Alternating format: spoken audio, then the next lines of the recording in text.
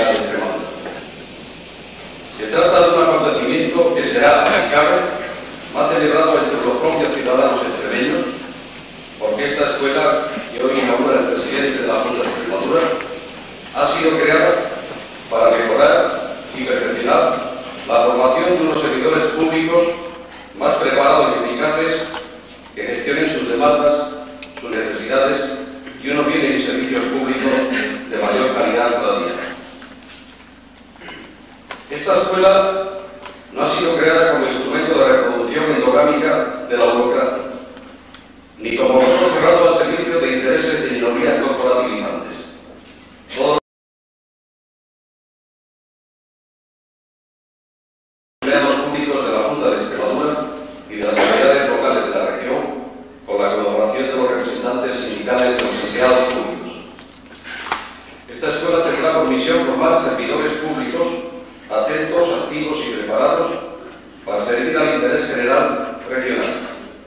Es decir, se trata de una escuela de formación de servidores públicos extremeños para que el servicio público al pueblo extremeño no sea una tarea rutinaria y desalentada, pobre de contenido y dedicación, sino una ocasión para esforzarse en la realización de los derechos y aspiraciones al bienestar y al desarrollo personal y colectivo de nuestros conciudadanos. Nuestro compromiso, señor presidente, consiste en trabajar para conseguir tales objetivos. Desde la directora de la escuela y su equipo, los profesores que participarán en los programas de formación, las organizaciones sindicales que colaboran y el director general de la función pública que vehiculizará las demandas y necesidades formativas de los funcionarios de la Junta en coordinación con los restantes servicios de la misma. La escuela será sin duda el instrumento adecuado para la innovación, mejora y modernización de nuestra administración autonómica. Una administración que se consolida y crece al ritmo de crecimiento y consolidación del propio Estado autonómico. Pues bien, por el interés, significado y alcance que encierra el término modernización de las administraciones públicas, hemos solicitado la colaboración del don Luis Ortega Álvarez, catedrático de Derecho Administrativo de la Universidad de Castilla-La Mancha, para impartir la conferencia inaugural. Muchas gracias a Luis Ortega, buen conocedor de las ciencias jurídicas administrativas, que nos abordará en su conferencia sin duda enfoques y soluciones novedosos y progresistas en relación a la modernización de las administraciones.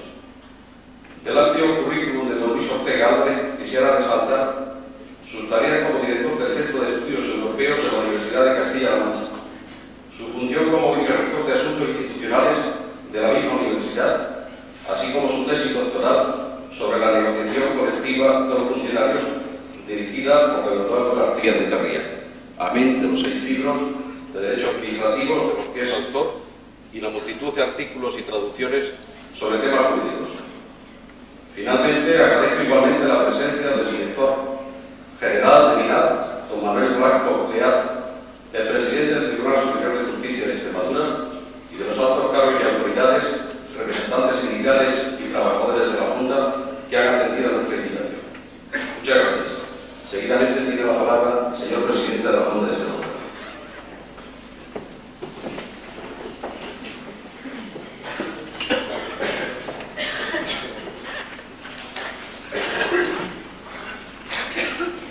Excelentísimo, ilustrísimos señores, señoras y señores, ahora que estamos entre compañeros de trabajo, creo que podemos hablar con una cierta complicidad. Para muchos de ustedes, para muchos de los funcionarios, como para muchos de nosotros, los políticos, a veces cuesta saltar esa barrera invisible que nos separa y que hace que esa expresión compañeros o colegas resulte extraña entre los dos grupos. Pero es difícil encontrar otras más ajustadas para unas personas que se pasan un día y otro trabajando juntos en los mismos edificios, en los mismos despachos, cada uno con su propia responsabilidad y seguramente todos con los mismos canales. En muchas ocasiones es necesario resaltar que en nuestro gobierno, como en todos los gobiernos, hay un nivel político formado por personas legitimidad democrática derivada de un modo u otro de una decisión popular y, por lo tanto, esencialmente de carácter temporal. Y un nivel administrativo formado por profesionales permanentes, seleccionados por su capacidad técnica, cuya tarea esencial es la ejecución del programa político de cada gobierno. Los políticos respondemos de acuerdo con los parámetros de responsabilidad política dentro del gobierno y ante las autoridades económicas, y ustedes de acuerdo con criterios de competencia técnica. Pero en otras ocasiones, y creo que esta es una de ellas, también es bueno resaltar el carácter unitario de nuestro trabajo, tanto de unos como de otros al servicio del pueblo en general. En conjunto, la Administración Regional es una organización, un sistema interrelacionado que persigue unos fines de modo unitario, con la abstracción del origen y el estatuto personal de cada cual. Y en ese sentido es en el que me refería a ustedes con la expresión colegas o compañeros, que espero me permitan utilizar por una vez. No incurriré en el paternalismo barato de decir que somos una gran familia o otro tipo de cosas. Esto es el trabajo, y es un ámbito mucho más duro y menos afectivo que el de la familia. Pero también en la vida laboral hay lugar para al menos un sentimiento de lealtad a la tarea encomendada, un sentimiento compartido de profesionalidad. Y creo que hoy debe ser un día para celebrar esa profesionalidad del personal de la Administración Regional, esa profesionalidad que nos ha permitido pasar como una organización de una etapa durísima, de infancia plagada de dificultades, a una relativa estabilidad y madurez. Algunos de ustedes conocieron los primeros pasos de la Junta de Extremadura, incluso en su etapa preautonómica. No hará falta que les recuerde que los procedimientos de selección de entonces no eran los que hoy consideramos ortodoxos, ni que los medios eran inexistentes, ni que las oficinas eran lóbregas e incómodas. Nacíamos en medio de una enorme indiferencia ciudadana, cuando no ante la más pura y dura animadversión. Una caja de zapatos con expediente era todo nuestro pasado. Para los primeros transferidos, esto de la Junta era como un incómodo castigo de futuro incierto. Los compañeros que se quedaban en las delegaciones provinciales miraban a los que venían a las entonces dispersas consejerías o consejerías, como era habitual oír entonces, como si fuesen al destierro, a entendérsela como unos políticos nuevos, al parecer implacables perseguidores de los funcionarios y llenos de prejuicios contra los trabajadores de la administración. Y todo esto, por si fuera poco, en un mare magnum de legislación nueva o cambiante, con nuevas estructuras administrativas y procedimientos, y la misma carencia de medios de servicio. Varios reuniones de personal con cada traspaso, cada uno en su edificio y en su ciudad, cada uno con sus condiciones laborales particulares, con sus derechos adquiridos, con su temor ante una nueva situación tras la tranquilidad del Ministerio de toda la vida. Era una verdadera selva de regulaciones y estatutos, de sistemas retributivos, de convenios laborales distintos, que debían ser reconducidos a una unidad que hiciese operativa a la Administración autonómica. Muchos, en cuanto pudieron, volvieron a las delegaciones provinciales de los ministerios. Algunos habrán vuelto por los sucesivos traspasos. Los que se quedaron, los que nos quedamos, tiramos para adelante cada uno en su puerto. Hay que recordar, es de justicia en este momento, a los pioneros que intentaban poner orden en este caos desde la Consejería de Presidencia. Jesús Medina, Manolo Beato, Carlos Pérez Pizarro. Había que concentrar los servicios centrales en Mérida, adaptar edificios pensados para vivienda, para bajos comerciales e incluso para ferreterías. En 1986, la Junta estrena sus primeros funcionarios propios. O eso intenta al menos, pues un rosario inacabable de pleitos y recursos retrasa durante años la efectiva incorporación de los titulados superiores. En la época en la que empieza a organizarse los sindicatos en la Junta, y parece que en pocos años nos damos cuenta todos de que el peor sitio para resolver los problemas de personal de la Administración eran los tribunales de justicia. Algunos, menos espabilados o más novatos, lo están comprobando ahora. En esta jornada es en la que juntan la veteranía de los transferidos y el empuje de los recién llegados, por lo general muy jóvenes. Y es la época en la que comienza a conformarse la Junta en su actual perfil funcional. Ángel Álvarez, Manolo Amigo, Pedro Olmos eran quienes, asistidos muy de cerca por el gabinete político y los responsables de la Dirección General, Manolo Rubio, Isabel Reyero, lidiaban con situaciones a veces kafkianas. También los líderes sindicales pasaron muchas horas de negociaciones para ir cerrando los múltiples flecos que presentaba la situación anterior. Entonces, aunque de vez en cuando se hacían cursos, el clima no era el más adecuado para integrar de modo sistemático la cuestión de la formación del personal, que era reclamada cada vez con mayor insistencia por los sindicatos como parte de una política general de promoción profesional. A partir del principio de los 90, algunos de los técnicos ingresados en el 86, con tan solo 3 o 4 años o 5 de experiencia, comienzan a recibir las primeras jefaturas de servicio. Son la primera promoción propia de la Junta que ha alcanzado las máximas responsabilidades funcionariales. Es la época de la negociación continua, de las interminables sesiones de las varias mesas en las que se intentaban acuerdos de todo tipo para ajustar nuestra estructura burocrática a las necesidades de la región. Afortunadamente, todos nos olvidamos de los tribunales como método sistemático de resolver diferencias y se instala un clima de diálogo en lo que lo esencial se viene manteniendo desde entonces. Van mejorando los medios ofimáticos y se presenta un gran edificio que albergue buena parte de los servicios centrales. Cuando se diseña ese edificio, como comprenderán, no se incluyen ni las ruinas arqueológicas ni las descargas eléctricas. También en esos primeros 90, Manuel Amigo y su equipo, Rafael Pacheco, Ignacio Sánchez Amor, ponen sobre la mesa del Consejo 2 proyectos relativamente modestos para construir 2 instalaciones específicas de formación de funcionarios.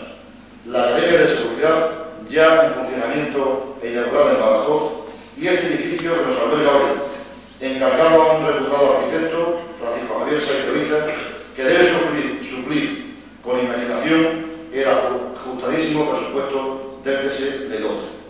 Lamentablemente, la primera empresa adjudicataria quiebra y deja esta y otras obras públicas inacabadas, lo que retrasa desesperadamente la apertura de la academia. Finalmente, el consejero Joaquín Cuello está en condiciones de darle su primer uso hace unos meses como centro electoral.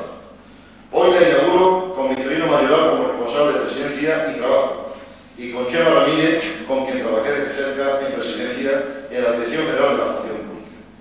De todas formas, soy consciente de que no, sino para haber puesto en marcha, por fin, después de no sé cuántos años, la funcionalización del personal laboral de la Junta, con tareas administrativas. Asunto del que vengo oyendo hablar desde por lo menos hace 10 años. Enhorabuena a los dos y a los pacientes trabajadores que hayan esperado todo este tiempo este posible cambio de estatuto jurídico. Seguro que algunos se han explicado por el camino. Algunos de los presentes saben que soy especialmente reacio a las inauguraciones de obras. Siempre me da un poco de reparo porque al final ese acto, ese descubrimiento de esa placa, ese corte de cinta, no son sino un mero subrayado formal de lo sustancial que es el pantano, la carretera, el centro de salud o el grupo de viviendas. Pero también me he dado cuenta de que en muchos años no he hecho un acto público solemne por los funcionarios de la Junta y creo que se lo debía. No hemos inaugurado formalmente morerías, sino que hemos entrado rápidamente y nos hemos puesto a trabajar.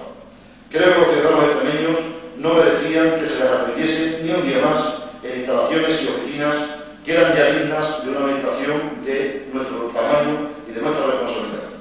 Por no hablar de las múltiples molestias que todos ustedes y todos los compañeros han sufrido al trabajar en instalaciones que ahora sí, podemos decirlo, eran completamente inadecuadas. Quiero pedirle disculpas por ello, a la vez que agradecer su paciencia de estos años. Espero sinceramente que la mejoría en las condiciones de trabajo de los funcionarios, las ya realizadas y las que se seguirán en otros servicios sociales, centrales y periféricos, sirvan para una mejor atención a los ciudadanos y no como una excusa más para que desde fuera se siga considerando a los funcionarios en ocasiones no del todo justamente como unos privilegiados poco hacendosos. Morerías había que ocuparlos sin mayores dilaciones, pues no pocos eran los problemas que sabíamos iba a plantear la apertura municipio de San Rompero.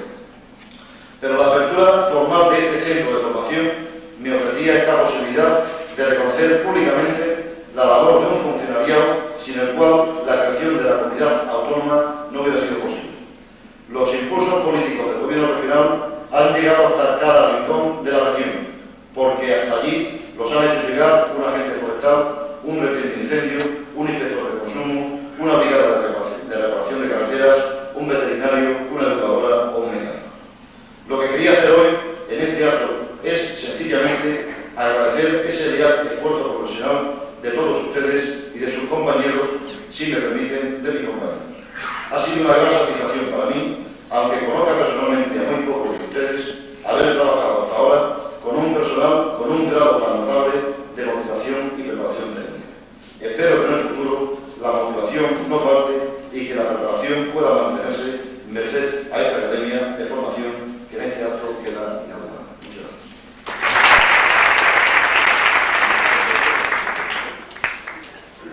Seguidamente tiene la palabra don Luis Ortega para impartir la conferencia inaugural sobre la modernización de la administración pública. Tiene la palabra. Señoras y señores, no voy a anunciar que voy a ser breve para que no les cause temor. Simplemente agradecer en primer lugar a la deferencia de la Junta de Extremadura de haber contado conmigo para este acto que tiene una importancia, a mi juicio, de primer orden en el entramado de una institución como la Comunidad Autónoma, debido a que paulatinamente y tras que se vayan completando los procesos de transferencia, la función ejecutiva de las administraciones públicas va a recaer esencialmente sobre la administración autonómica y, por tanto, una escuela de formación me parece un elemento imprescindible frente a los procesos de aceleración social y de legislación motorizada, que es una de las características de nuestro tiempo. El enfoque sobre la modernización de la administración pública siempre es variado. Se puede hacer como ciudadano, se puede hacer como funcionario o se puede hacer como directivo. Y, en cualquier caso, se produce siempre una distorsión de la percepción. Todos conocemos la ambivalencia del juicio global y externo sobre la administración pública, que suele ser negativo, frente a un juicio normalmente positivo cuando se evalúa la actividad concreta de un servicio administrativo. Esto es un elemento con el que hay que contar, no desfallecer. Probablemente a través de los logros concretos de la gestión se irá cambiando esa percepción histórica de que la administración, por definición, funciona mal, cuando, desde todos puntos de vista, la administración española en su conjunto ha demostrado que es de las mejores administraciones públicas existentes en el orden que nos rodea, la cultura que nos rodea. Hay dos pruebas de ellos muy importantes.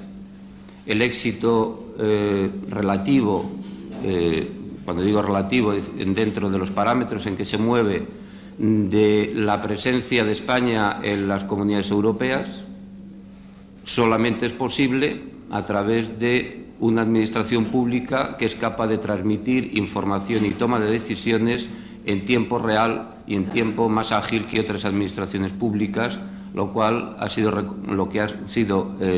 reconocido la capacidad negociadora y de interlocución de España frente a otros países que podían haber tomado esta posición. Y el mismo hecho autonómico, sin duda, manifiesta la calidad de la administración pública. No hay nada más que recordar cómo, cuando se produce el hecho autonómico, muchos agoreros del futuro de España pensaban que la administración regional iba a ser un fracaso.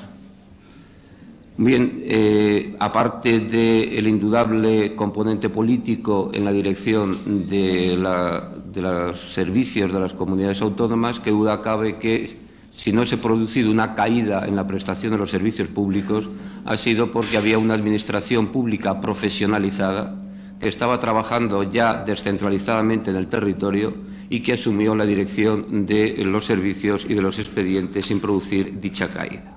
Por lo tanto, repito que, a mi juicio, el tema de la función pública y el tema de los servidores públicos tiene, y desgraciadamente son de esas instituciones que tendrá mucho que cambiar en el futuro para que cambie esta percepción genérica que viene arrastrada de siglos, pero que se plantea objetivamente de una situación de injusticia en su apreciación, lo cual no quiere decir que la función pública, como todo servicio de masas, tenga grandes problemas o tenga inconvenientes y tenga sectores en los cuales no somos capaces de lograr perfeccionar determinadas soluciones terminales.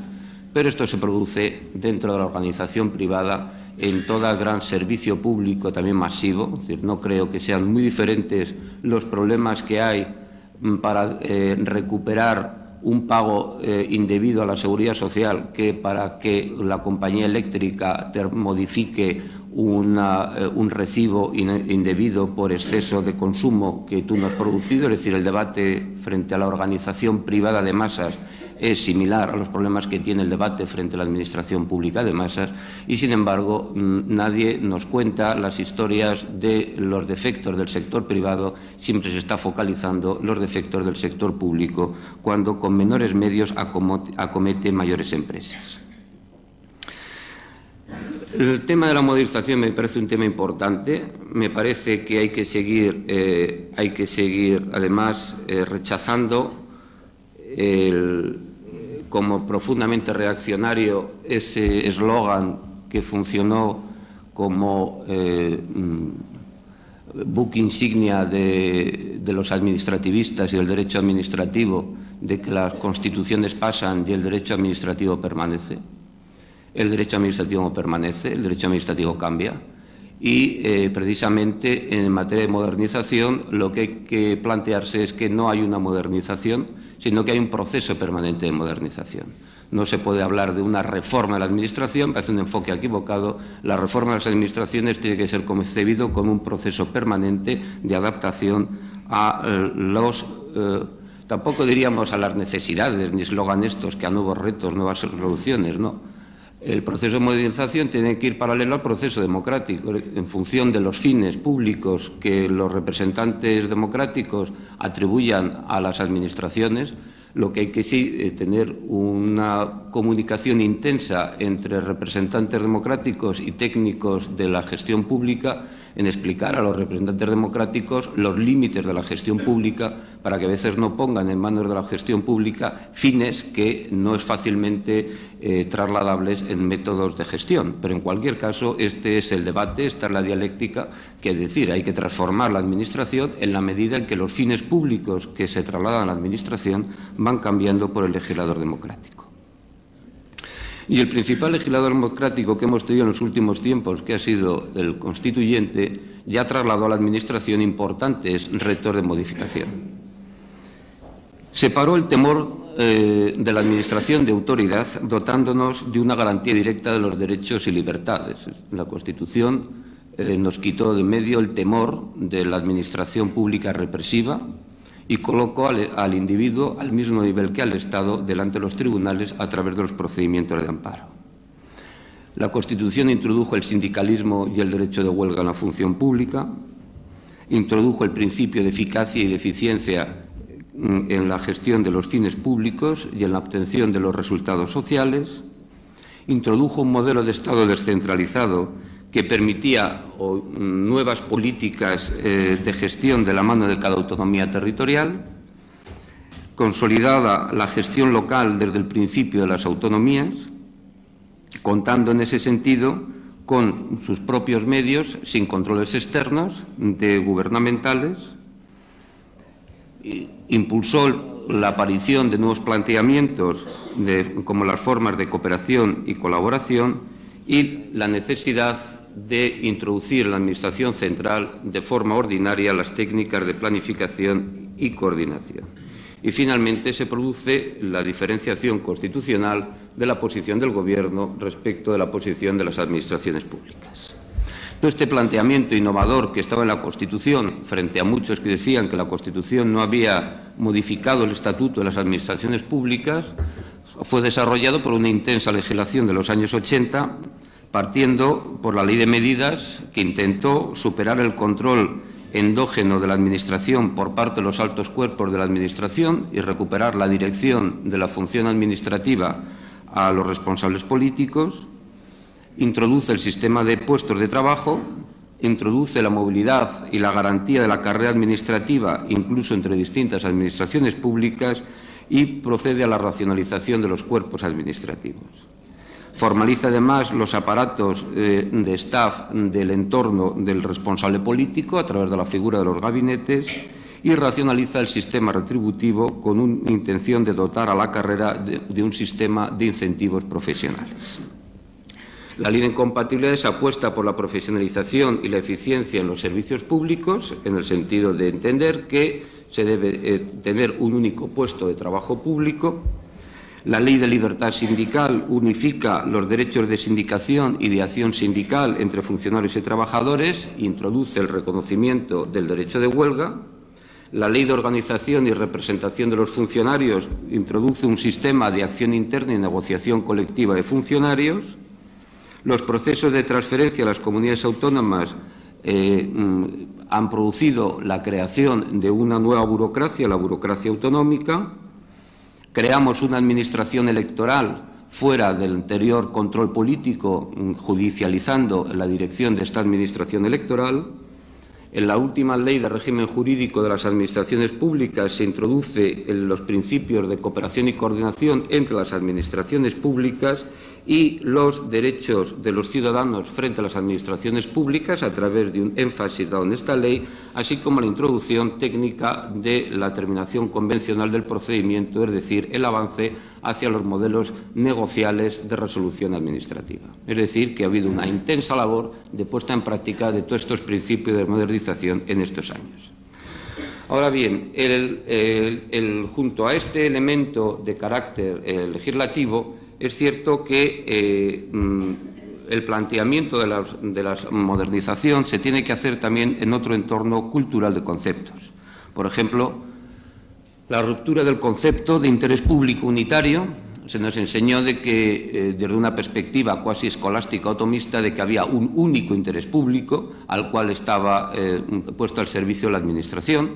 Bueno, hoy día ya sabemos que hay distintos intereses públicos, que la Administración está dotada y portadora de la salvaguardia de intereses de la sociedad, y en la medida en que la sociedad es plural, pues estos intereses son plurales e incluso pueden ser contradictorios en sí mismos en su puesta en práctica. De ahí la importancia de los sistemas de coordinación internos que puedan poner en marcha políticas públicas que se basan en una coordinación de distintos intereses públicos presentes. Pongo un ejemplo. Nosotros, al mismo tiempo, puede estar el Ministerio de Industria promoviendo los intereses de los industriales que compran el producto agrario, y el Ministerio de Agricultura, la Consejería de Agricultura, promoviendo y protegiendo a los agricultores, que son los que venden su producto a los industriales. Con lo cual quiere decir que el mismo conflicto que existe entre industriales y agricultores se traslada a las consejerías de Industria y Agricultura, que en teoría tienen servicios de protección y de amparo y de fomento de los intereses de esos sectores sociales. Con lo cual, a la hora de hacer una política, hay una política que permanentemente tiene que plantearse la misma contradicción social. Por lo tanto, no hay un interés público único, objetivo, que venga dado de una instancia desconocida, no hay un metaderecho que nos diga cuál es interés público prevalente, sino que ese interés público prevalente hay que incorporarlo a las políticas públicas que se desarrollan. Lo mismo ha ocurrido con el concepto de poder. Hoy el problema que tenemos es otro. El problema que hoy día con seriedad uno se puede plantear es si existe el suficiente volumen de poder público para llevar adelante los asuntos públicos que la legislación atribuye a los representantes políticos. Los centros de poder se han dividido de tal forma que el principal problema hoy día es el conocimiento de la realidad. debido a su fragmentación. De ahí que la clave hoy día está más en el quien tiene la posición institucional de cruzar información que el que pretende tener una posición jerárquica en un sector muy individualizado de la gestión pública. Hoy se habla más de que lo importante no es estar en la cúspide de la pirámide administrativa, sino tener el mapa del archipiélago administrativo que permite navegar por los distintos parcelas de poder en los que está inmersa el poder público y la administración pública que lo apoya en general. Hay que tener en cuenta indudablemente el elemento de la democracia participativa con su doble problema. Yo no hurto el problema de decir que la participación tiene un elemento de contradicción con el principio democrático, en la medida en que la participación ciudadana no puede hurtar el espacio de la representación política. Es decir, el partido político es donde se instala el principal elemento de participación ciudadana y la participación ciudadana en las administraciones públicas tiene que ser visto como un elemento complementario y de colaboración, pero no de hurtar y desviar la decisión tomada en la instancia política por parte de los gestores administrativos. Me parece que es un elemento crucial. ¿Por qué? Pues porque si los partidos políticos carecen de la posibilidad de elaborar políticas, la elaboración de políticas se acaba trasladando a la instancia de gestión, es decir, a la parte del partido que está en los gobiernos o simplemente al gobierno en general, sea de coalición o no lo sea. Pero al Gobierno tampoco le vienen las ideas del cielo, sino que al Gobierno le vienen las políticas que gestiona a través de los proyectos de las propias administraciones públicas en lo que se llama el área de la administración gubernativa. Y a su vez, los gestores administrativos no están en la inopia y van avanzando en su forma de gestionar y saben que gestionando en colaboración con el sector es una forma de pacificar la situación. Con lo cual, al final, tenemos políticas que pueden ser acordadas, que pueden estar pacificadas con el sector, pero que son políticas que no se han tomado desde una perspectiva de la ciudadanía y de la política, sino que se han tomado desde una perspectiva sectorial de cada instancia administrativa. Con lo cual, se puede producir un elemento preocupante para el sistema democrático general. No solamente por el problema que digo de que faltaría que los partidos se residenciasen en su misión constitucional de ser quien deben promocionar y promover los programas políticos a realizar por las administraciones públicas, sino que se produce el efecto de que el ciudadano no ve en el partido político una instancia de globalización de la política, porque a través de este pacto con cada sector de la Administración solo ve el aspecto parcial de su problema y no es capaz o no tiene un espacio de reflexionar sobre una instancia común de problemas que se plantean a la Administración pública.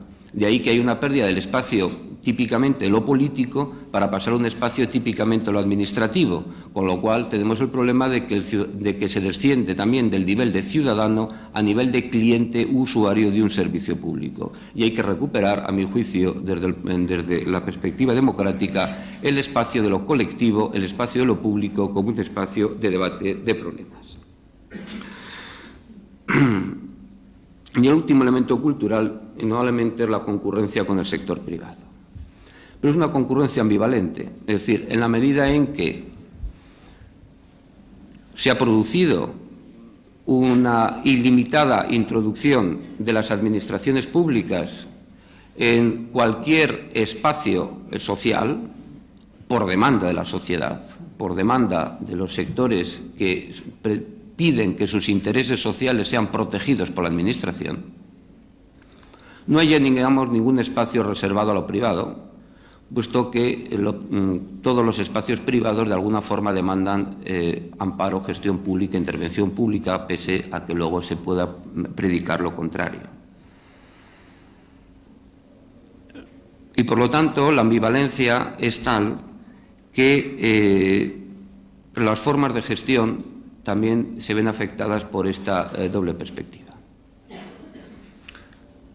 Lo colectivo se puede gestionar a través de la organización pública o de la organización privada.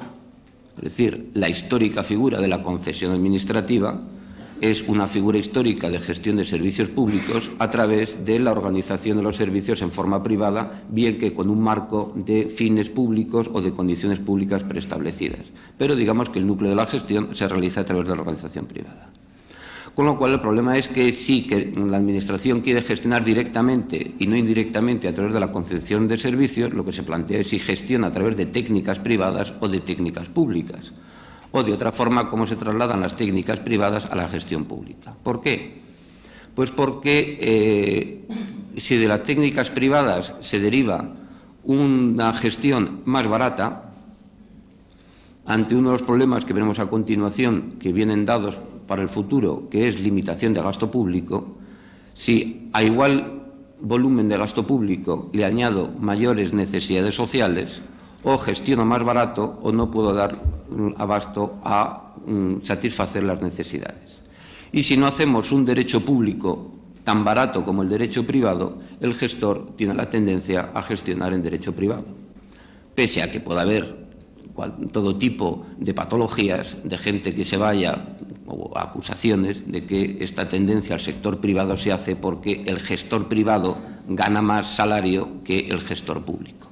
Pero es decir, patologías de estas aparte, hay un elemento estructural de que si la gestión a través del derecho privado es más barata que la gestión a través del derecho público, es un elemento que habrá que corregir en el derecho público porque no tiene sentido realizar los mismos resultados con una utilización innecesaria de medios públicos.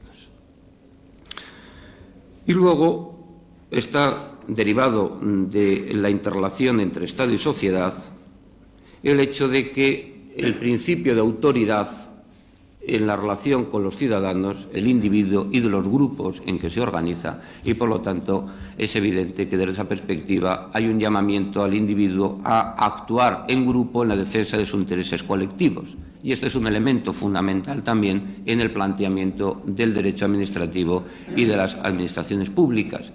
Un derecho administrativo basado en la relación de un ciudadano con un acto administrativo. Bien, la realidad de nuestra situación moderna es que estamos entre intereses colectivos y que, por lo tanto, el sujeto de los intereses colectivos en el juicio podrá ser el ciudadano individual que reclama ante la administración pública. Pero en la gestión pública lo que está en su base es el grupo que está detrás del interés colectivo, y a través no de la emanación de actos administrativos formalmente procedimentalizados, sino de un concepto mucho más amplio, que es el concepto de gestión pública. Pero estos desfases son los que tienen que superarse. ¿Por qué? Pues porque estamos ante dos nuevos problemas que inciden con lo que les vengo diciendo. En primer lugar, la limitación del gasto público y, en segundo lugar, la crisis de la ley como elemento preceptivo de las administraciones públicas, es decir, como mandato a los ejecutivos. En la limitación del gasto público están concurriendo en determinado grado, diferente de los países o las comunidades políticas, tres elementos.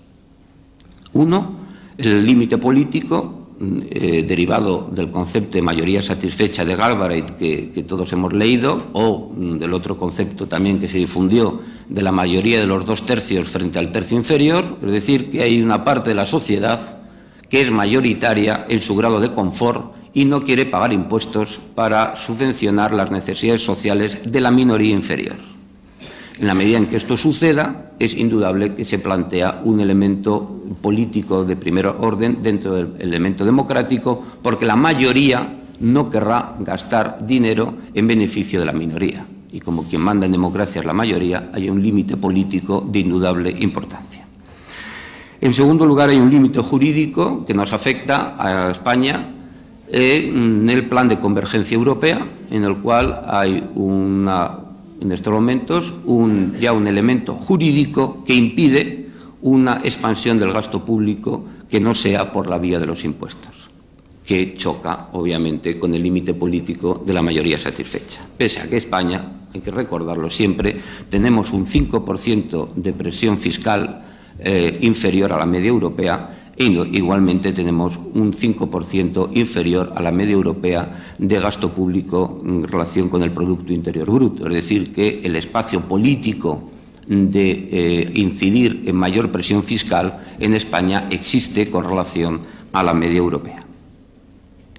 Y por último tenemos los límites presupuestarios, en la medida en que una parte importantísima del gasto público viene ya prefijada por unos derechos públicos subjetivos creados por las legislaciones anteriores en base a pensiones, en base a sanidad, en base a educación y en base a los salarios de todo el sector público, que en muchos casos constituye una cifra importantísima, entre el 80%, pues estamos hablando siempre de cifras en torno al 80% del presupuesto, con lo cual, digamos, el gasto público disponible para hacer nuevas políticas es muy poco.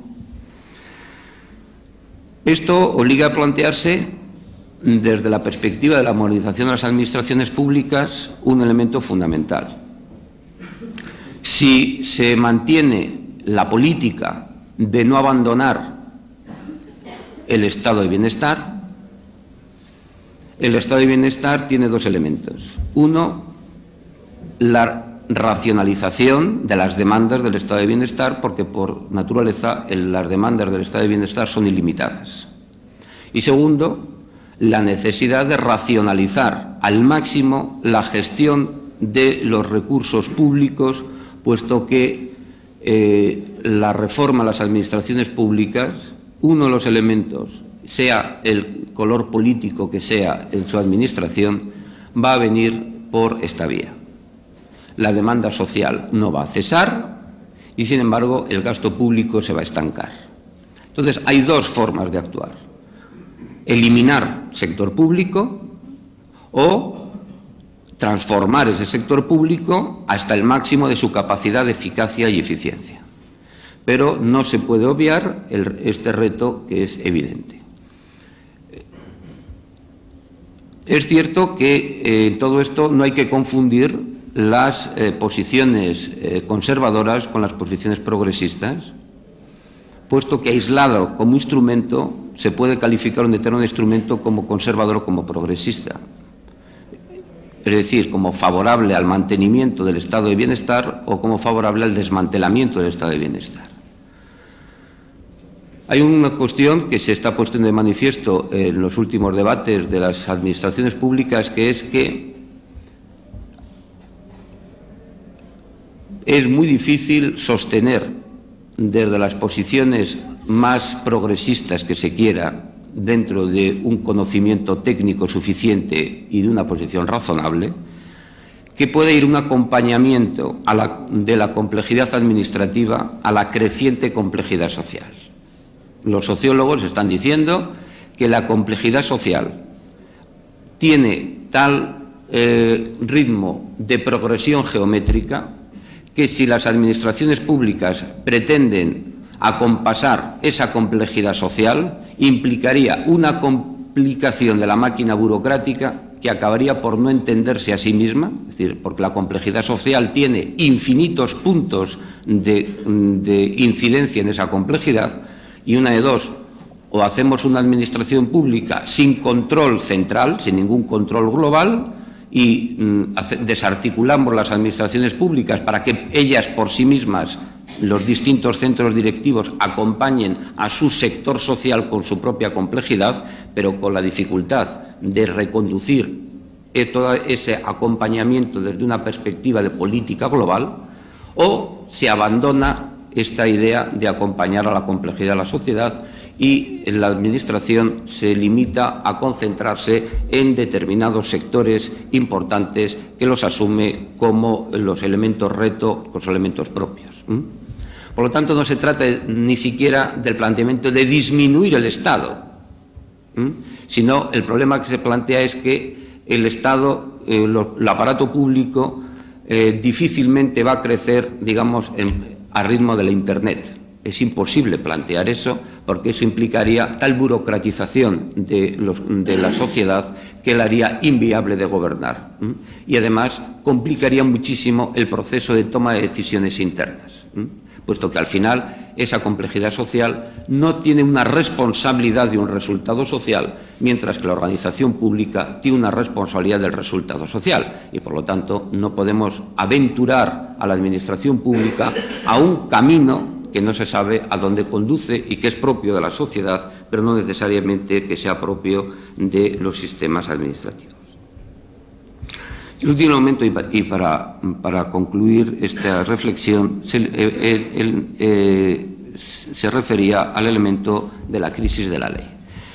Toda la administración pública moderna, como sabéis, está montada en el principio de legalidad. Y el problema no es querer hurtar el principio de legalidad. El problema es que el principio de legalidad, tal como estaba planteado, no sirve ya como parámetro de actuación de las administraciones públicas, porque las leyes no dicen lo que tienen que hacer las administraciones públicas. O dicho de otra forma, dicen un 15, un 20, un 30, al máximo un 50% de lo que tienen que hacer las administraciones públicas. Es decir, le dicen a la administración pública lo que tiene que hacer, le pone un fin público, pero el principio de legalidad no cubre el procedimiento de actuación, de cómo lo tiene que hacer. Con lo cual, hay un problema de cómo la tesis típica de que la Administración no tiene voluntad, puesto que es un instrumento al servicio de la ley, pues cae. Y el problema es cómo rellenamos la voluntad de la Administración, que tiene que ser emanada para dotar a los servicios que la ley ha puesto en manos de la Administración de un sentido y de un orden, y cómo acompasamos esto con los principios del Estado de Derecho. Esto plantea un reto importante porque hay un problema de garantía de ese espacio y entonces una de dos: o abrimos el espacio sin problemas a la potestad reglamentaria de la Administración a través de admitir una capacidad originaria de las administraciones públicas, de los gobiernos, para reglamentar y cubrir ese espacio normativo. O abrimos el elemento de que no todo el elemento de la decisión tiene que estar dado en la ley, sino que el sistema constitucional debe acabar de reconocer de una vez por todas que las administraciones públicas es un poder público constitucional y que, por tanto, al ser un poder público constitucional, son elementos objetivos y no subjetivos de la interpretación de la ley, y que, por ende, tienen que tener un espacio de respeto, de autonomía en su toma de decisiones. Porque, si no, volvemos a lo mismo. Si planteamos el elemento de la judicialización de todo ese espacio, una de dos: o trasladamos al juez a que sea el juez el que cree la norma, o admitimos que quien crea la norma y el parámetro de actuación es la Administración. Todo eso es un elemento muy importante, porque si eso no se soluciona, caemos en el exceso, a mi juicio, de las teorías del gerencialismo que basan la resolución por el resultado. Y la resolución por el resultado sí que, desde el punto de vista del Estado de Derecho, no es admisible, porque el resultado no es un parámetro jurídico que sirva como garantía del ciudadano. No habría seguridad jurídica, puesto que el buen fin público estaría salvado si el resultado es bueno, pero el procedimiento no sabríamos cuál es, ni el parámetro judicial existiría, y por lo tanto la quiebra del Estado de Derecho en este área sería importante. Bien,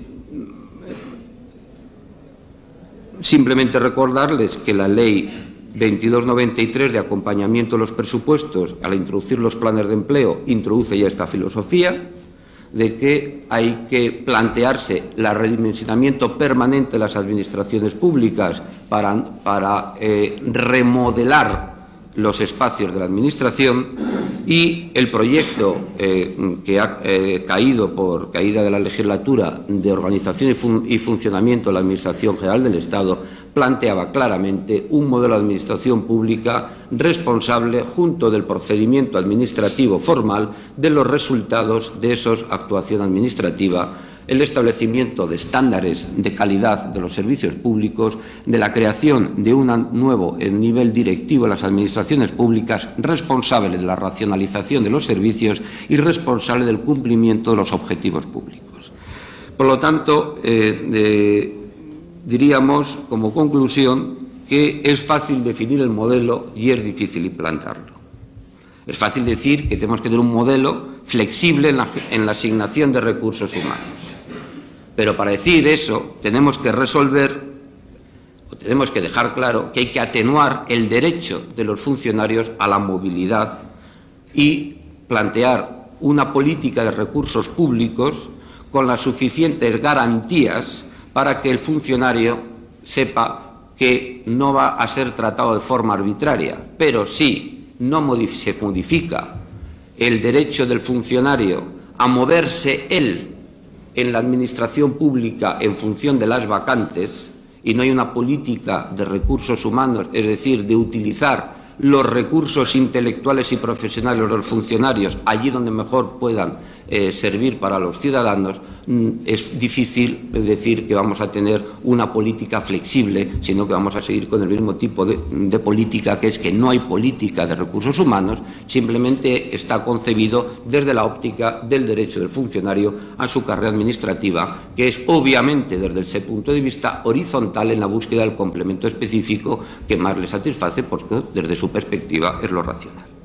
Queremos, la siguiente argumento sería flexible, profesionalizada. Profesionalizada significa la creación de un nivel directivo, significa una especialización de tareas a realizar con el problema de la formación hilado al problema de recursos humanos. No es posible que una persona que acaba de recibir una formación de 2 años en medio ambiente, al final, por el sistema propio de movilidad, acabe en la Consejería de Presidencia, ni siquiera en la sección, que lo lógico es que esa formación habilitase a una profesionalización y una sectorización, y quien ha recibido formación y especialización en medio ambiente sea para trabajar en las tareas de medio ambiente, etc.